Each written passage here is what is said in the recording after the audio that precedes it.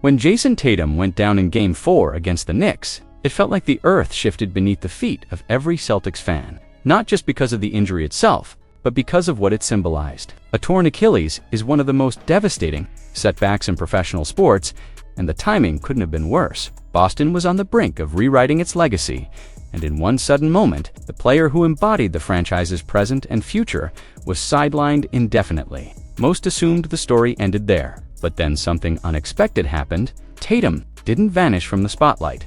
He didn't retreat into the shadows like so many injured stars tend to do. Less than 24 hours after the injury, he was under the knife. That kind of surgical urgency is not common, and it says more than any press release ever could. The Celtics medical team didn't wait for swelling to set in. They acted fast, capitalizing on a narrow window that could reduce scar tissue buildup and accelerate recovery. It wasn't just reactionary, it was strategic, and it might change everything. Then came the silence. Until Monday, a new video hit social media showing Tatum walking unassisted, no boot, no limp, no signs of hesitation. To the untrained eye, it might seem like a simple update, but to those who understand the road back from an Achilles rupture, this is nothing short of remarkable. NBA players typically face a 10 to 14-month timeline with this kind of injury. Tatum's ahead of pace, and not by a little, but why does this matter more than it seems? Because Tatum isn't just recovering. He's doing so at a moment when the Celtics organization is re-engineering itself under the crushing weight of the NBA's new second apron. Every roster move, every contract tweak, every future draft consideration is being made with surgical precision. Not unlike the one that repaired Tatum's Achilles. The Celtics aren't just building for the future. They're trying to stay elite without their superstar for most of the regular season. And maybe, just maybe, preparing for something more ambitious. There's a theory circulating behind the scenes, a belief that Tatum is targeting an unprecedented return. Something closer to February or March. It would still be ahead of schedule, but not medically irresponsible. With advancements in regenerative therapy, customized recovery programs, and load monitoring, the blueprint has evolved. And Tatum, only 27, with one of the most resilient bodies, Anfernee Simons. The $27 million dilemma that could define the Celtics' future. Something strange is unfolding in Boston, and most people aren't talking about it. Beneath the celebration of Banner 18 and the justified optimism surrounding Jayson, Tatum's return, an uncomfortable truth is brewing that could change everything about the Celtics' trajectory in 2025 and beyond, and it revolves around one player, a contract, and a very expensive question mark. Anfernee Simons is not a role player. He's not a rookie project. He's not a sixth man searching for his moment. He's a $27.6 million commitment who might accidentally derail the very culture Boston has spent years building. The Celtics didn't just absorb a contract, they absorbed a challenge. And the city might be sleepwalking into a reality where that decision costs more than just cap space. When Brad Stevens pulled the trigger on the J.R. Holiday deal, sending him to Portland for Simons, it felt more like a forced pivot than a calculated match. Yes, the draft picks were originally involved, but even those disappeared once Holiday's medicals came in. The deal happened fast, almost too fast, and left a foggy aftertaste. Why Simons? Why now? Here's the dilemma. Simons has never played meaningful minutes in a system that demands discipline, ball movement, and defensive accountability at a championship level. He comes from Portland, a franchise in transition, where shot volume was currency and defense was optional. In Boston, that equation flips entirely. Since becoming a starter in 2021, Simons has shown flashes, yes, but also clear limitations. His shooting efficiency has dipped. His assist-to-turnover ratio is average at best. He plays like a volume scorer, but lacks the physicality and two-way instincts that Boston demands from its guards. Joe Mazzulla thrives on versatility, quick decision-making, and defense-first rotations. Simons thrives on space, rhythm, and touches. That's a collision waiting to happen. And here's the kicker. Even if Simons performs decently, it may still hurt the Celtics. Why? Because he's just good enough to keep them in the middle of the pack, but not good enough to elevate them when it matters. That's the deadliest place an NBA team can be. Not bad enough to tank, not good enough to contend, the purgatory of mediocrity. Boston could have used this season to develop young talent, preserve its stars, and enter 2026 with a clean slate and high-value draft capital. But with Simons, the real reason Al Horford hasn't left the Celtics yet is more brutal than you think. Cat, first glance, it looks simple. Al Horford is a free agent. The Boston Celtics have already made their move. And Brad Stevens himself hinted that Horford's time in green might be over. So why is Horford still unsigned? Why haven't the Warriors, the team, everyone has linked him to all offseason, pulled the trigger? The truth is uncomfortable, maybe even frustrating, but it's hiding in plain sight, and it reveals more about how the NBA really works than most fans want to admit. Al Horford isn't waiting on a contract. He's waiting on permission. Not in the legal sense, of course, but in the domino-driven politics of NBA roster construction. One major Kuminga's holding everything hostage. Golden State's offseason has been paralyzed. They haven't made a single major signing, nor have they pulled off a trade. That's not because they're asleep at the wheel, it's because they're trapped in a silent standoff with their own 22-year-old enigma. Kuminga, a restricted free agent, knows he has leverage. The Warriors know they can't overpay him, especially with the second apron looming over their cap sheet like a financial guillotine. But neither side is blinking, and the result is a complete freeze in activity, including, possibly, the move that could bring Horford to the Bay. Why does Kuminga's situation affect Horford's future so directly? Because Golden State cannot make any binding commitments, including signing a seasoned veteran like Horford, and they know how much money they'll be committing to Kuminga. Signing Kuminga to a large deal triggers a cascade of implications. It locks them into hard cap territory, eats into their tax flexibility, and forces them to be surgical with any remaining roster spots.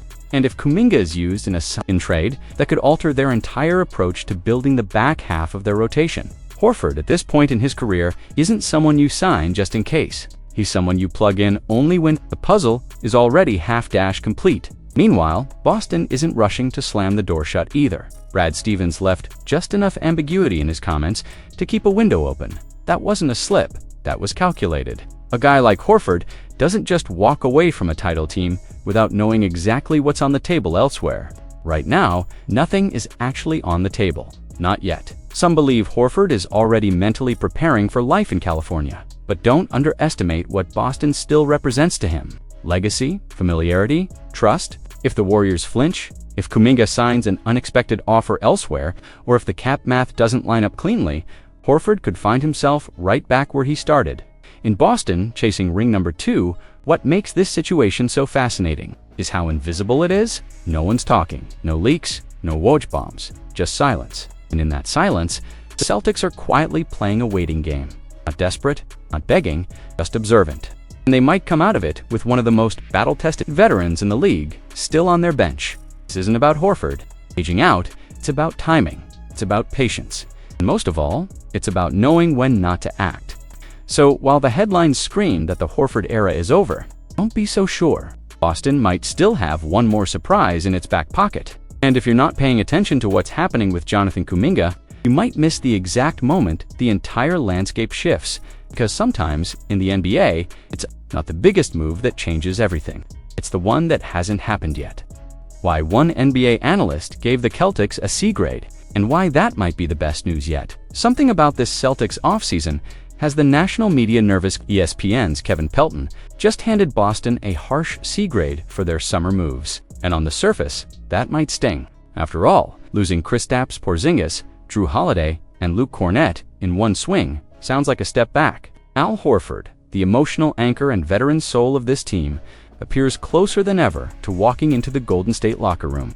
If you just skim the headlines, this looks like erosion, not evolution. But what if this is all part of something bigger, something nobody is seeing coming? Boston didn't just lose size and experience. They deliberately shed financial weight in a league where the second apron is quietly killing contenders. Other franchises are suffocating under their own payrolls, unable to trade, sign, or maneuver. Boston, they've opened a rare window. No lost first-round picks, no desperate overpays. And somehow, they still came away with Hugo Gonzalez, a 6 feet 7 inches teenager with pro-ready defense and the kind of wingspan that Brad Stevens dreams about in his sleep. And then there's Anfernee Simons, overshadowed by the chaos in Portland, forgotten behind Lillard and Scoot. Simons is a microwave scorer who can erupt for 30 without breaking a sweat. He's not a Drew Holiday clone, he's something else entirely. Younger, hungrier, and with the tools to become Boston's new offensive wildcard. You don't trade for Simons if you're in panic mode. You trade for Simons if you're preparing for the next act. So why the low grade? Because on paper, this doesn't look safe. And that's exactly the point. This front office isn't playing it safe anymore. They saw the cap apocalypse coming and zigged while the rest of the league froze. Pelton mentions the loss of bigs who played real minutes in the playoffs, but what he doesn't say is that Boston was never built to win with bulk. They were built to win with speed, intelligence, and versatility. That's why Tatum and Brown still form the league's most potent two-way wing duo, why Derek White just got a long-term vote of confidence, and why Peyton Pritchard's role is about to grow. And yes, the Achilles injury to Tatum adds a layer of uncertainty, but it also buys time. With expectations slightly lowered, Brad Stevens and Joe Mazzulla can retool the rotation, experiment with Simons, and build lineups around the growing athleticism of their younger core. A sabbatico, as Pelton called it, might be the most misunderstood weapon Boston has. This isn't the fall of a contender. It's a calculated retreat to reset the chessboard. What happens if Hugo Gonzalez pops by mid-season? What if Al Horford doesn't sign with Golden State and returns on a vet deal for one last ride? What if Jayson Tatum, with a fully healed Achilles, returns fresher than ever for the 2026 playoffs? What if this C-grade offseason ends up being the exact turning point that allows Boston to dominate the next 5 years? The media can grade the present, the Celtics are building for the future. And when the rest of the league realizes what just happened, it might already be too late. Celtics, Summer League shocker, Bassi eyes Europe. But a new force emerges from the shadows. The Celtics might be on the verge of losing a weapon they just uncovered. And no one seems to be screaming loud enough about it. Charles Bassi, the 16-inch center who dominated Summer League with the ease of a man playing out of position in the wrong league, might not be in green next season. And not because he's headed to another NBA team, but because Europe is circling like vultures. While fans debate rotations and contracts, one of the most productive big men on the Celtics' radar is quietly slipping through the back door.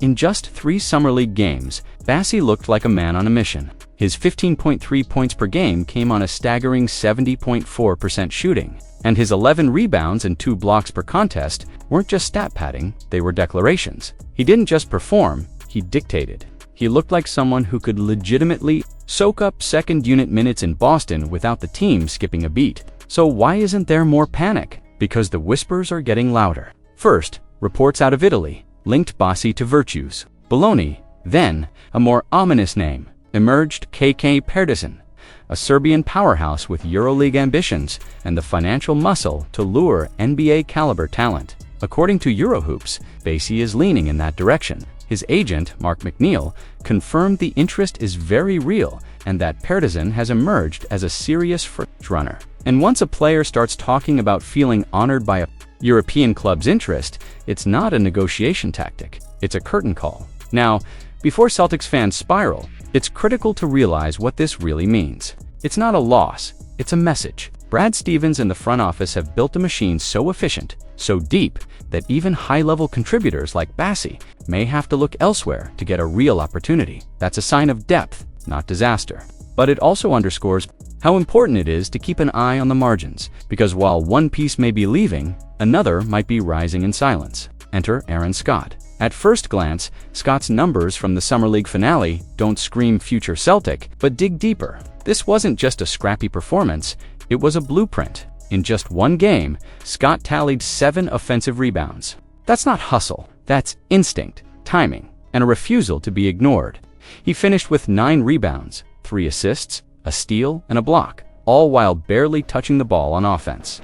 Players like that don't wait for the spotlight, they punch their way into it. Standing 6'3", Scott plays with the motor of someone 6 inches taller. When he entered the game against the Hawks, the tempo shifted. He attacked the glass like it owed him money, skying over bigger bodies and extending possessions with reckless precision. It wasn't just effort, it was disruption, the kind of chaos that good teams weaponize. According to Matt Reynolds, who coached him during the Summer League, Scott's impact was never in doubt. This wasn't a surprise, Reynolds said. We knew that's exactly the kind of guy he is.